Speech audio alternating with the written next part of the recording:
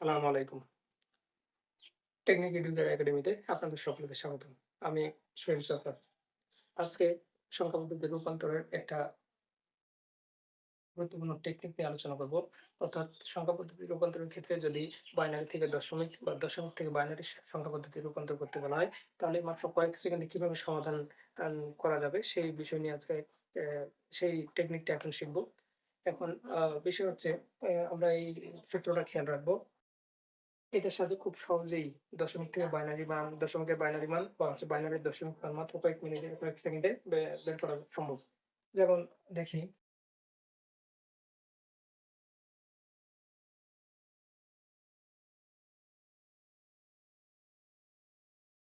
যদি এই দশমিক সংখ্যা পদ্ধতি থেকে বাইনারিতে রূপান্তর করতে বলা হয়। এই যে ৯৯ এর বাইনারি মান কিভাবে কয়েক সেকেন্ডে বের করব? সেক্ষেত্রে আমরা মনে রাখবো যে এখানে খেয়াল করি কি সংখ্যা যোগ করলে ৯৯ হয়? তাহলে এখানে দেখা যাচ্ছে ৬৪ আর ৩২ হচ্ছে ৯৬, ৯৬ আর ২ হচ্ছে ৯৮ আর ১ হচ্ছে ৯৯। তাহলে যেগুলো সংখ্যা প্রয়োজন সেগুলোর নিচে ১, ১ দিব, ১ বসাবো। তাহলে এই সংখ্যাগুলো উম আ বসানোর মানে হচ্ছে যে এই সংখ্যাগুলো সমষ্টি হচ্ছে ৯৯। এখন বাকি যে সংখ্যাগুলো আছে সেগুলোতে 0 বসাবো।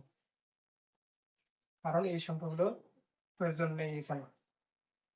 তাহলে তাহলে এই ৯৯ এর বাইনারি মান কি পেলাম? 1, 1, 0, 0, 0, 1, 1। তাহলে এই যে মাত্র কয়েক সেকেন্ডে আমরা কিন্তু এই দশমিক সংখ্যার বাইনারি মান বের করে ফেললাম। এবার আমরা আরো খেয়াল করি। যদি বলা হয়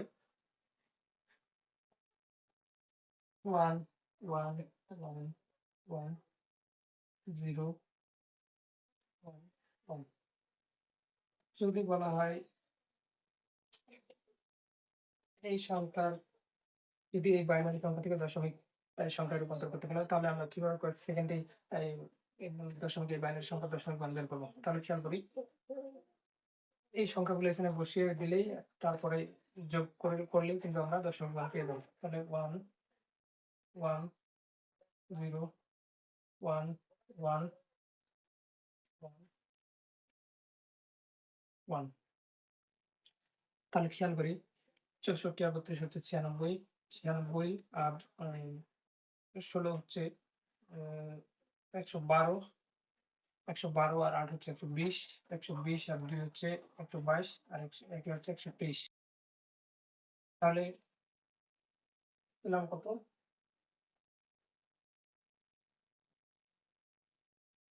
তাহলে এটার এই বাইনারির দশমিক মান হচ্ছে ১২০।